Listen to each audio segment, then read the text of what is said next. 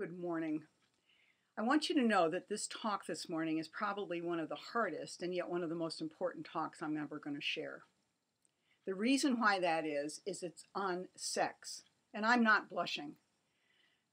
God has given us human beings a great gift in sex, but the world has dirtied it, distorted it, and damaged it. I want to talk frankly about this gift. Well, you readers basically fall into one of four groups. The first group is what I'm going to call the panting Priscillas. This is you ladies who have wonderful sexual encounters with your partner. You enjoy him in the bedroom and sometimes even in the kitchen. You're thrilled when you read Whiteheart and you see that Madeline is just enjoying her sexuality. You know that sex can be a real cement in your relationship. Now, don't turn off the video because you're happy with your sex life. Share it, save it, and encourage other women with it. Now let's talk to you what I'm going to call grin and bear it Betties. Those of you who just feel like you're a sexual dud. On a scale of 1 to 10, you'd put your libido or sex drive at a 2. You wonder if you can ever experience the excitement of sex that Madeline is revealing in Whiteheart. You don't even know if you've actually had an orgasm. Perhaps you're one of the 1 out of 3 women who have been sexually abused. And let me assure you that your experience with abuse and the molestation can steal your sex joy. Then there's a third group called the Lonely Lilies. These are women who have no partner either by choice or by circumstance. I'm in this group. I'm a recent divorcee. And you need to know that I've made a choice to not be sexually active until I remarry. I'm very grateful that I have the opportunity at this point to just grow in my relationship with the Lord. And for those of us who are lonely lilies, let's use this season to become closer to Jesus. He says in Isaiah that God is our husband. And finally, I want to talk to you, a group of young ladies mostly, who are called the Waiting Wendy's. And you're wondering how this wonderful gift of sex can fit into your life. You're questioning what is so marvelous about sex and why do women like me say you need to wait. This is all very confusing to you. You are dying to have sex, you're dying to explore this on your own, but you know you have to wait. So you've got this huge conflict. Your body is saying, let's go, and your mind is saying, let's wait. Well, I want to share a very important secret with regard to sex. Sex is driven by God-given pleasure hormones called dopamine and oxytocin. He intended for sex to be a wonderful tool in marriage. Making love is actually like a barometer in your marital relationship. You have great sex, you have a great relationship. You have cold sex, and frankly, there's something stinking in your refrigerator. Sex actually binds the husband and wife together for the protection of the children. This is God's way of doing the pair bonding that we talked about last week. He stimulates hormones in your body through physical touch. Now, we can touch with our hands, we can touch with our lips, and let me tell you, our lips have millions of nerve endings in them. We can touch through sucking, we can touch through caressing, we can touch through other passionate activities. But when we're doing this, the pleasure hormones of dopamine and oxytocin are unleashed, and we feel in love.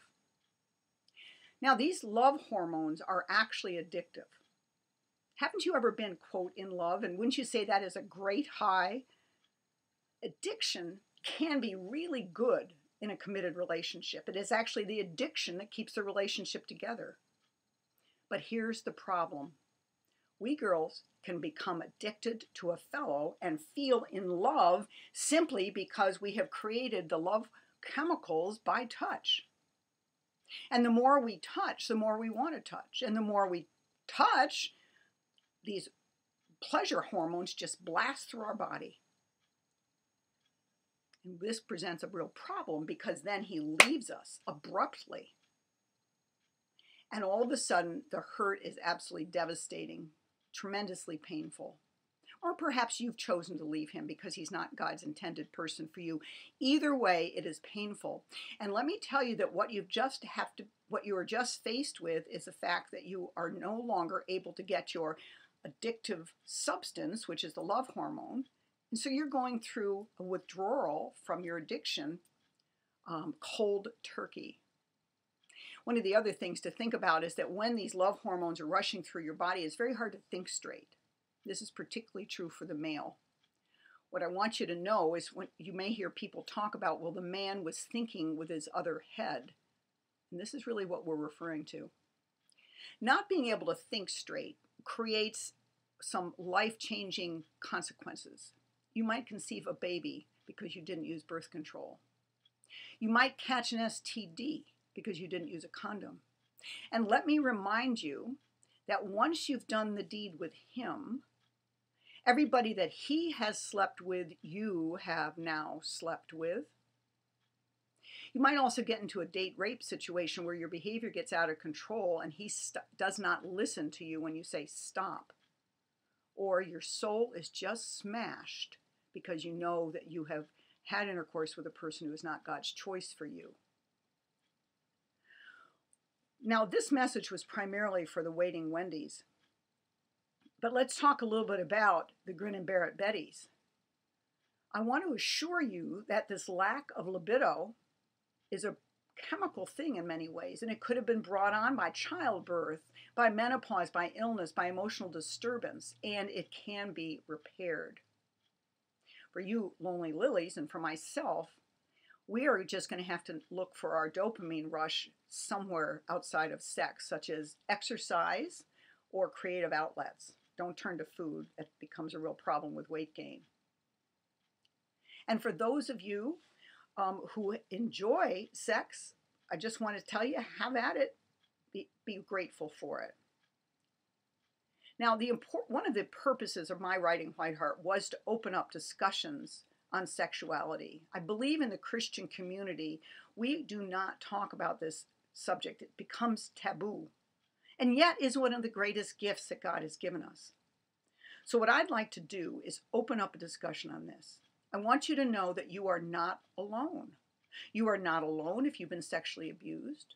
You are not alone if you're a grin and bear it Betty and you've lost your sex drive in the basement and you wonder if you're ever going to find it again.